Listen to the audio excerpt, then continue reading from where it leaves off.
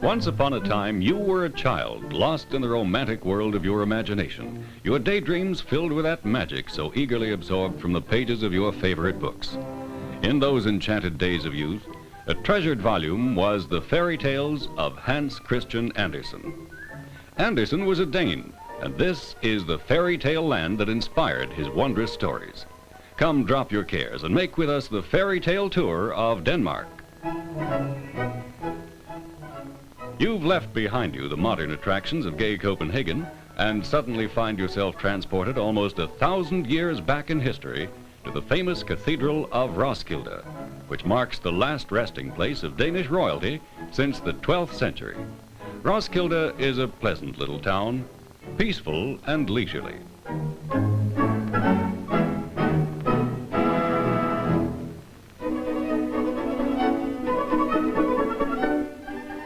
The official fairy tale tour is made in modern buses, but because Denmark consists of 611 islands, a boat trip is inevitable.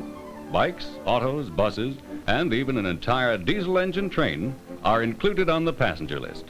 It's an hour's ride across the strip of water called the Great Belt to the Isle of Funen.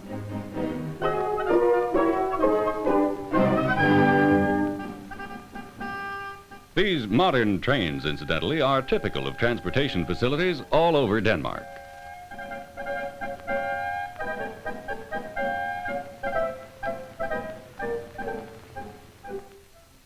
Ferryboat passengers disembark at Nyborg, an ancient town where the kings held court in medieval days. The castle here, built in 1170, is the oldest in all of Scandinavia. South of Nyborg, you come upon the chateau country, where beautiful castles and manor houses are as common as office buildings in New York. Roskilde Castle is as romantic a home as anyone could depict for the fairy princess heroine of an Andersen tale.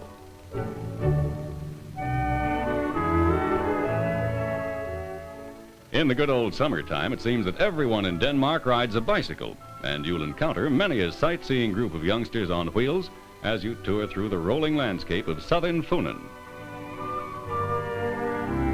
The thick walls and forbidding towers of Aarhus Manor are mirrored in the waters of the moat surrounding them. You're in another world here, the land of eternal youth and romance that haunted your childish dreams. Neither castle nor cathedral, but a picturesque church, typical of the peaceful Danish countryside. Within the walls are unusual frescoes in chalk, an artistic legacy from medieval times found in many of the old village churches.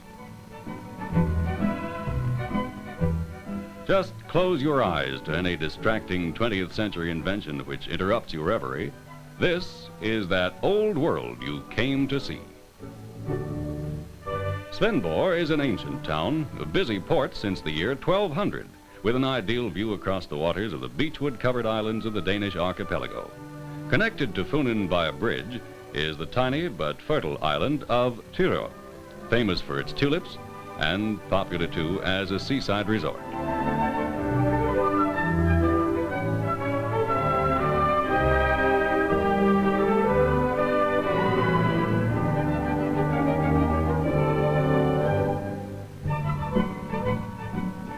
The most impressive Gothic church building in Denmark is found in Odense, third largest town in the country, and famous the world over as the birthplace of Hans Christian Andersen, whose lovable stories first introduced you to this fairy tale land. Born in poverty in 1805, Andersen the dreamer first yearned to be an actor, then instead achieved spectacular fame when he wrote what he thought was an insignificant little book of stories for children. Andersen's Odense home here is now a museum containing a collection of original manuscripts and copies of his fairy tales in 40 languages. The Fairyland tour proceeds to the peninsula of Jutland. Ribe, Denmark's oldest town, founded in 948, retains much of the character of the Middle Ages when it was the country's most important city. Though you may have grown up to be a hard-headed practical realist, a maker of history, or a molder of men, you have never quite lost your nostalgia for the faraway places of your childhood dreams, dreams that perhaps were inspired by the fairy tales of Hans Christian Andersen. Much of the scenery in his beloved country has scarcely changed since first he put his magic words on paper.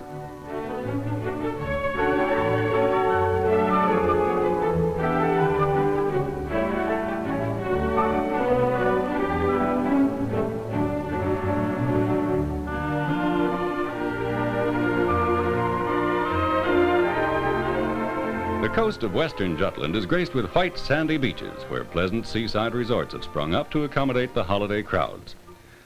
On the island of Funen, the water is very shallow a long way out, wonderful for the children. You a bit on the lazy side today? Just hire a portable cabana, complete with horse, and greet Father Neptune the easy way. Why walk when you can ride, escorted by a fascinated coterie of small sun-baked boys.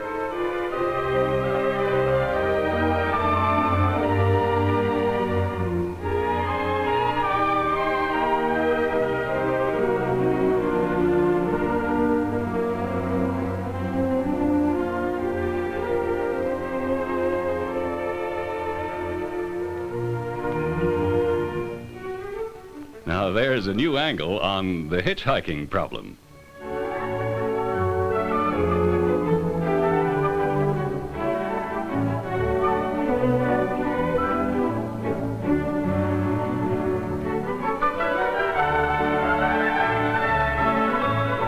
Funen is now the only place in Denmark where the inhabitants don their colorful folk costume, and then only on Sundays and holidays.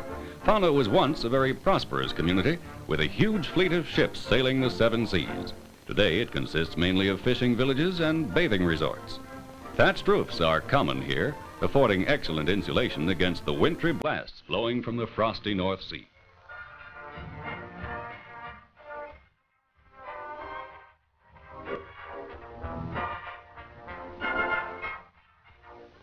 Keeping an eye on what's going on, Funen style, she can see the road below by watching her carefully placed spyglass here.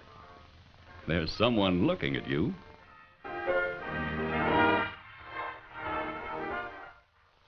Only 2 miles from the German frontier is the town of Tonder, where lace making is the principal attraction for travelers who seek the unusual and appreciate fine handicrafts.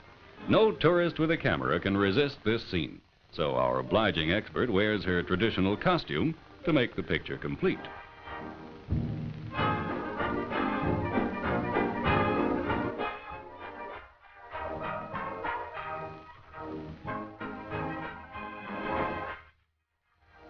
It comes as a surprise to some foreign visitors that a country as small as Denmark and so densely populated has been able to make the export of agricultural products its most important source of income. Danish eggs, butter, cheese, and bacon are world famous for quality and are exported in quantity from the city of Esbjerg near Ribe. The success of agriculture as an important source of national income is based mainly on the cooperative movement, which made it possible to combine large-scale production with individual ownership of small farms. A progressive outlook and a democratic approach to modern problems of living are behind Denmark's remarkable stride toward perfection in social welfare, education, and a prosperous balance between industry and agriculture.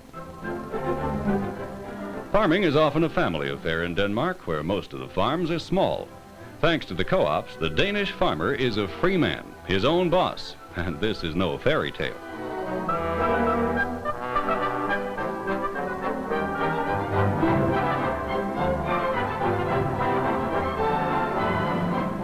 Our tour passes through some of the lush green acres of Denmark where interested visitors are encouraged to see for themselves how the co-op movement works and how the farm families live.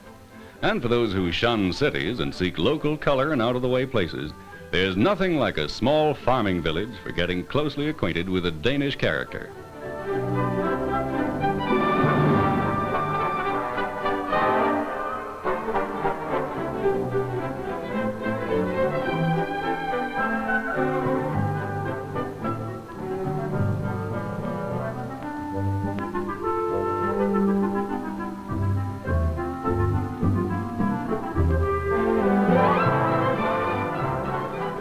Crossing over Jutland and through her lake district, the tour arrives at Aarhus, where the most delightful attraction is the old town, Denmark's famous open-air museum.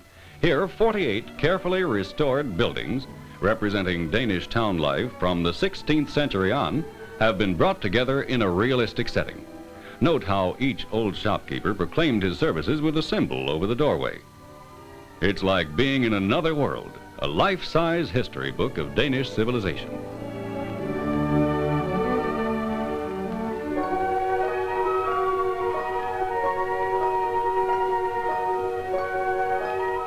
The fourth and last day of the tour begins with a visit to Rosenholm Castle, which has been in the hands of the same family since 1560. Then on to a cozy old market village paved with ancient cobblestones. Mariager, which developed around a once famous convent, established in the 14th century.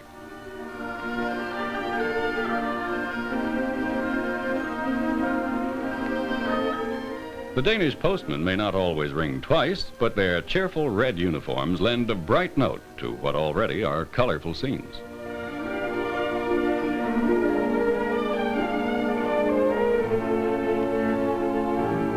Yes, a fairyland where storks are not fictional characters, but regular tenants on the village rooftops and chimneys.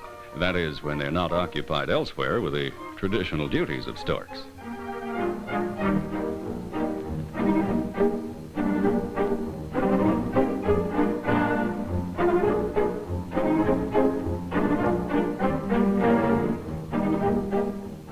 Fairyland, where sooty-faced chimney sweeps still ply their trade with sure-footed agility. It was such as he who inspired Hans Christian Andersen to write a charming tale more than a century ago. You remember it, of course, The Shepherdess and the Chimney Sweep.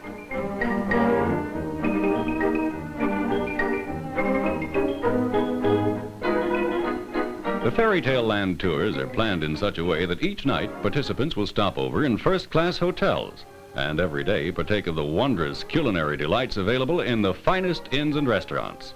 It's rumored that there are some tourists who would travel all the way to Denmark just to sample a certain famous and irresistible item always on the menu. Don't miss it. This food for the gods, food fit for even the most finicky fairy princess, Danish pastry.